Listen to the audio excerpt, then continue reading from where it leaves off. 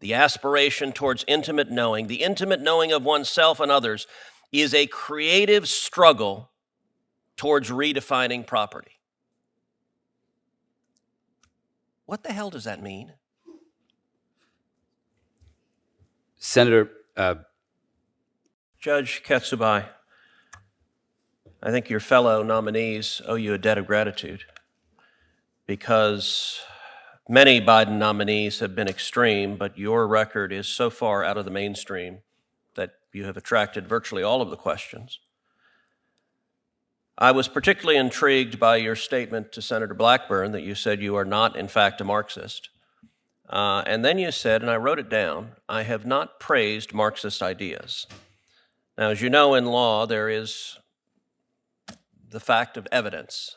And so let's go to something you wrote, an article that is entitled Centralized Property Theory, in which you wrote, it begins, it's on the front page of your law school newspaper.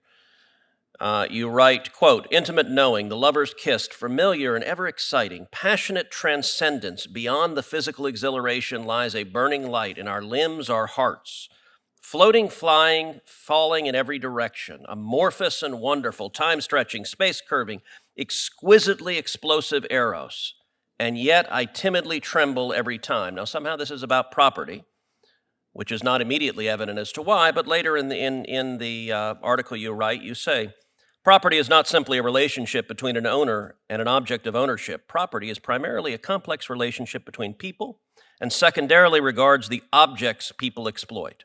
Historically, three paradigms have dominated European notions of property. Locke appealed to the notion that labor points to who has the right to exploit property. Bentham relied on utility to dictate who has rights based on how the property is exploited.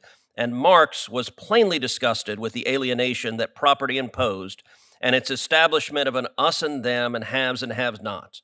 Each theory alone denies important components of human experience. Among them are the ability to work, the need for personal privacy and boundaries, and uniquely diverse desires which spin us all in differing life directions. However, the process towards integrating all three may provide a framework for relationships that enhances each unique self. The aspiration towards intimate knowing, the intimate knowing of oneself and others, is a creative struggle towards redefining property. What the hell does that mean? Senator, when I was preparing and reviewing my materials for this hearing and for the process, I also have to admit that that writing was far from clear or articulate, and the poetry was definitely not good. Now, Senator, I don't make... Do you believe we need to have a creative struggle towards redefining property, which is what you were advocating for? That was something that I wrote 30 years ago, Senator, and in the course of just exploring law school and the ideas that came with... Okay, so your flirtations with Marxism were 30 years ago, so let's go more recent. In 2020, you gave a speech entitled Reflections on Equity and Privilege, and you said, quote, first, the world is wide enough for all of us. Privilege derives its power from the belief in scarcity, scarcity of money, natural resources, food, and power itself. The desire to control it all drives privilege. I want to suggest to you that equity, the idea of equity, rejects this model of scarcity. Now, that's Marxism in 2020.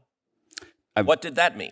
I've never considered that to be Marxist, Senator. It's the idea that equal access, and in the context of the work that I do here... So there is no scarcity, there are no property rights. Equity gives everyone an entitlement to each other's property. Is that right? Not at all. And in the context of the work that I do on the bench, Senator, when you look at my record for all of these 16 years, you will find that I have upheld the Constitution and our case precedent.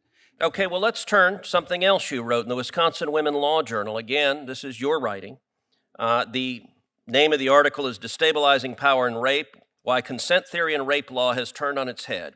You cited Professor Catherine McKinnon, who argued, quote, sexuality itself is a power web in which heterosexual relations per se are infused with violence and control, and, quote, most intercourse is rape.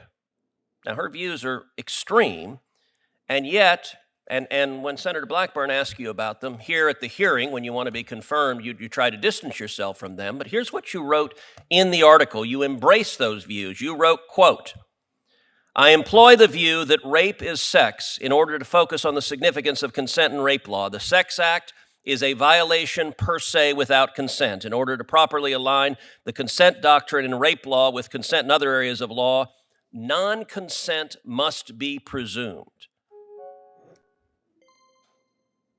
Do you believe that is a mainstream view, that heterosexual sex is rape?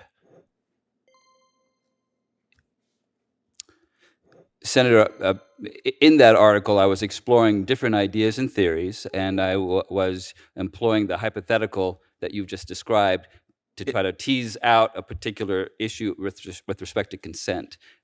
With respect to your last question... So you also quoted Professor McKinnon, who wrote, quote, "Sexuality is to feminism what work is to Marxism." Let me ask you again, what does that mean?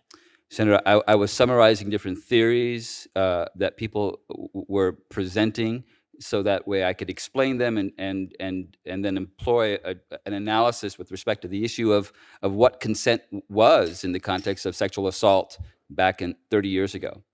I think your views are far, far out of the mainstream.